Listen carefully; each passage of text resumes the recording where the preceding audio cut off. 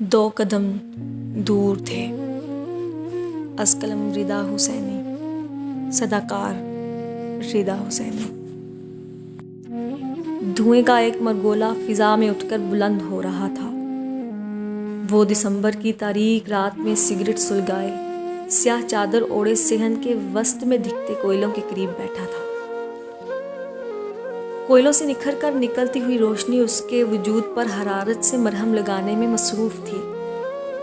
35 برس کی ہی عمر میں اس کے بالوں میں چاندنی آ چکی تھی، جو کہ رات کے تیسرے پہر کی چاند کی نرم روشنی میں چمک رہی تھی۔ یکایک اس کی سماعت سے ایک آواز ٹکرائی، مہتاب، تم سگریٹ کی جان چھوڑ کیوں نہیں دیتے؟ اس کی بیوی قدسیہ نے مہتاب کے خشک ہونٹوں میں دبے سگریٹ کو دیکھ کر سوال داغا۔ مجھے اپنے جیسی چیزوں سے بہت لگاؤ ہے۔ دیکھو یہ سگریٹ میری طرح سلگ کر میرے ہی ہاتھوں میں راکھ ہو رہی ہے۔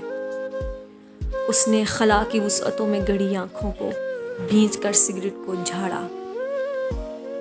خدا کے لیے بھول جاؤ پرانی باتوں کو، نکل آؤ یادوں کے سراب سے، قدسیہ نے اپنے لہجے کی تلخی کو مشکل سے چھپاتے ہوئے جواب دیا۔ مہتاب کے کوئلہ بن چکے لبوں پر مسکراہٹ در آئی۔ بھول جاؤں؟ کیا یہ اتنا ہی آسان ہے؟ اس نے پہلو بدل کر جواب دیا۔ جانتی ہو، دنیا میں بہت کم لوگ ایسے ہوتے ہیں جو اپنے نام کی طرح خوبصورت ہوتے ہیں۔ ہاں، وہ لوگ جن کو دیکھ کر احساس ہوتا ہے کہ بنانے والے نے انہیں بڑا خاص بنایا ہے، جو بنانے والے کی کاریگری کا ثبوت ہوتے ہیں۔ تمہیں پتہ ہے، جب انہیں دیکھتے ہیں نا تو جی چاہتا ہے کہ سب کچھ ان پر لٹا دیا جائے، سب کچھ انہی پر وار دیا جائے، جن کے سامنے اپنی ذات باقی ہی نہ رہے۔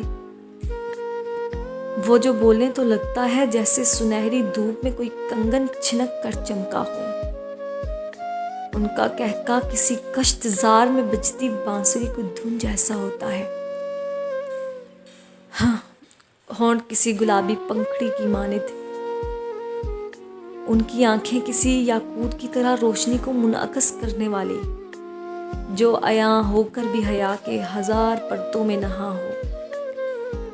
جو ہنسے تو اس کی آواز کی گونج میں رقص کرنے کو دل چاہے، گویا حسن میں سادگی اور کمال شوخی بھی، چال ایسی کہ گویا ہر قدم کی چاپ میرے دل کی دھڑکن سے میل کھائے، ہر عضو متناسب جیسے سانچے میں ڈلا ہو۔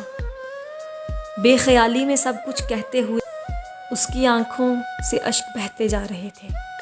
قدسیہ اس کے الفاظ سحر میں پھنس کر چند لمحے خاموش ہو گئی اور پھر خشک گلے کے ساتھ گویا ہوئی۔ پھر اچھا، اور بتاؤ نا۔ مہتاب لمبی سانس لینے کے بعد کہنے لگا، میں ایک دن لائبریری میں چند بوسیدہ کتابوں کو پاس رکھ کر یوں ہی بیٹھا ہوا تھا۔ نہ جانے کیوں مجھے ایسا لگتا تھا کہ میں بھی ان کتابوں کی طرح اپنے سینے میں چند تلخ حقیقتوں کا بوجھ اٹھائے بیٹھا ہوں۔ کچھ وقت کے بعد اکتا کر جب میں وہاں سے اٹھا تو مجھے ایسا لگا کہ آج کوئی انہونی ہوئی جاتی ہے، ابھی کچھ ایسا ہوگا، بس ابھی آسمان سے خون برسنے لگے گا یا زمین خود بخود کھل کر کوئی نیا کھیل رچائے گی، لیکن کچھ بھی ایسا نہ ہوا۔ 26 سال کی عمر میں آج پہلی بار ہوا کا بہاؤ مجھے کچھ انوکھا محسوس ہو رہا تھا۔ گلوں کے رنگ، ان رنگوں میں شوخی جیسے باقی ہی نہ تھی۔ نہ جانے کیا تھا، میرا دل سینے کا پنجرا توڑ کر باہر آنے کو تھا۔ آخر میرے دماغ سے جڑی تمام تاروں میں یہ جلترنگ سا کیسا تھا؟ ایم فل کی تعلیم سے پہلے تو بڑے بے فکری کے دن تھے۔ زندگی اگرچہ غیر رومانوی تھی لیکن اس میں سکون بھی تو تھا۔ مگر آج یونیورسٹی میں ایم فل کے پہلے دن ہی نہ جانے کیا ہوتا جا رہا تھا۔ ایسے لگ رہا تھا جیسے میرے نیم تاریک دل کے کمرے میں کوئی روشنی کی کرن کھڑکی سے چھن کر دل داخل ہو رہی ہو۔ میں بھوجل قدموں کے ساتھ ابھی ڈپارٹمنٹ کے باہر پہنچا ہی تھا کہ اچانک ایک لڑکی جو اپنی دوستوں کے ساتھ سلیقے سے دوپٹہ اوڑھے اطمینان سے چلتی آ رہی تھی، جیسے ہی میرے قریب سے گزری میرا کاندھا اس سے ٹکرا گیا، میرے ہاتھ میں پکڑی کتابیں زمین پر گر گئیں۔ اس نے اکتاہٹ بڑی نگاہوں سے مجھے گھور کر دیکھا تو بجلی کا ایک کوندا سا لپکا، بہت سی اندیکھی چنگاریاں ہماری نظر سے ٹکرانے سے ہوا میں پھیل گئیں، اور اس نظر کی اس تپش سے میں وہیں جل کر راکھ ہو گیا۔ وہ میٹھی سی ہوا رک چکی تھی، گلوں کے رنگ پھیکے پڑ چکے تھے، اور میں سکتے میں وہیں کھڑا اپنی سماعت کو ختم ہوتے محسوس کر سکتا تھا۔ وہ بغیر کچھ کہے سنے ہی آگے بڑھ گئی، مگر میری زندگی جیسے ایک لمحہ کے لیے رک گئی تھی۔ میں اس کے حسن میں، اس کے وجود کی سوندھی خوشبو میں، اس کی جھیل جیسی آنکھوں میں کھو چکا تھا۔ اس کے بعد یونیورسٹی میں میرا یہ روز کا معمول بن گیا تھا۔ میں آنکھ بچا کر روزانہ ہی سے انگلش ڈپارٹمنٹ کے سامنے ہنستے ہوئے چہل قدمی کرتے دیکھتا رہتا تھا۔ دل میں تجسس پیدا ہوا کہ کسی طرح اس کا نام معلوم ہو جائے، اسی لیے میں کسی سائے کی طرح اس کے آس پاس منڈلاتا رہتا تھا۔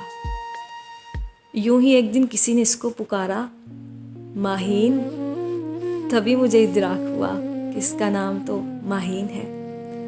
نہ جانے اپنائیت کا وہ کیسا احساس تھا کہ میرے منہ سے ماہین کی بجائے ماہی نکلا، اور یہی نام میرے دل و دماغ پر نقش ہو گیا۔ میں جب بھی زیر لب یہ نام پکارتا تھا تو مجھے محسوس ہوتا تھا کہ مجھے بخار ہو رہا ہے۔ عجیب بات ہے نا، بغیر کسی حرارت کے بخار۔ میں کیا جانتا تھا کہ بخار محبت کا بخار ہے، جذبات کی تپش ہے، لیکن اس آگ میں تو میں اکیلا ہی جل رہا تھا، مجھ سے اظہار کرنے کو ہوتا ہی نہ تھا۔ ہمت جیسے کھو کر فنا ہو گئی ہو۔ اتنا کہہ کر مہتاب چند لمحے کو رکا اور پھر سگریٹ سلگا کر نڈھال سا ہو کر بیٹھ گیا۔ دھواں اگلنے کے بعد اچانک کہنے لگا، جانتی ہو، وہ بھی ایک ایسی ہی تاریک رات تھی، وہ بھی شاید یہی وقت تھا جب میرا دل جذبات کی شدت سے پھٹا جاتا تھا۔ میں اسے حاصل کرنا چاہتا تھا۔ ان شدت کے لمحات میں نہ جانے کیوں میں دیوانہ وار گھر سے نکل کر قریبی دربار میں چلا گیا۔ وہاں دربار کے ساتھ بنی مسجد میں بیٹھ کر زاروں قطار رونے لگا۔ آنسو تھے کہ تھمنے کا نام ہی نہیں لے رہے تھے۔ میں اللہ کے سامنے سجدے میں سر رکھ کر اس کو مانگنے لگا۔ کافی دیر بعد وہاں سے اٹھ کر دربار کے احاطے میں آ بیٹھا اور گھٹنوں میں سر دے کر رونے لگا۔ تبھی ایک ہاتھ نے میرا کندھا سہلایا۔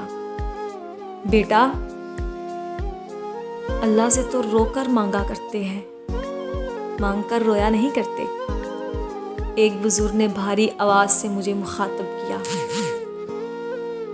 بابا جی، میں محبت کر بیٹھا ہوں، پھر کیا مانگنا اور مانگ کر رونا؟ میں نے سر اٹھا کر جواب دیا۔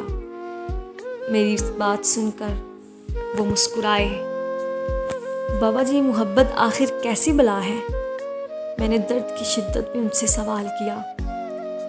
پتر، پتہ ہے کسی کے ساتھ جڑ جانا اور پھر کبھی جدا نہ ہونا، بس سمجھ لو یہی محبت ہے۔ انہوں نے کسی گہری سوچ میں ڈوب کر جواب دیا۔ بابا جی، زندگی تو بس 4 دن کی ہے نا، پھر جڑ کر جدا ہونا نہ ہونا کیسا؟ میں نے ناسمجھی سے سوال کیا۔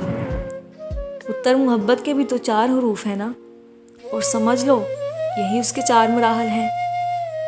تو اگر محبت کی میم کو بھی جان جائے نا تو بڑی بات ہے، بابا جی نے ترش لہجے میں جواب دیا۔ 4 حروف، 4 مراحل، اور یہ میم یہ کیسا گورکھ دندہ ہے؟ میں نے الجھ کر سوال کیا۔ جا، لوٹ جا، تو کیسے جان سکتا ہے؟ واقعی محبت کرے گا تب ہی جانے گا۔ بابا جی نے غصے سے جواب دیا اور میں چپ چاپ وہاں سے بے بس ہو کر گھر واپس چلا آیا اور سوچنے لگا، کیا میری محبت نہیں؟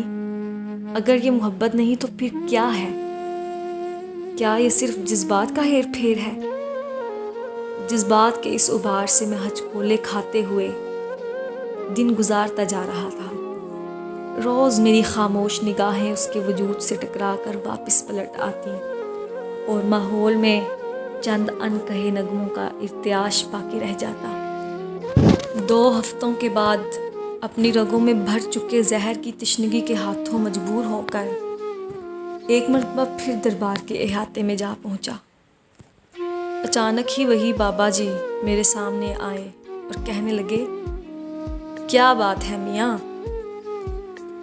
بابا جی، میں اپنی ذات بھول بیٹھا ہوں، میں خود کو توڑ بیٹھا ہوں، خود پر میرا کوئی بس نہیں چلتا، میں اپنی مرضی سے ہار بیٹھا ہوں، اسے دیکھ کر ہنستا ہوں، وہ اداس ہو تو میں غمگین ہو جاتا ہوں، اس کے آس پاس ہونے کی گواہی میرا دل دیتا ہے، کسی بے لگام گھوڑے کی مانند سرکش ہو جاتا ہے۔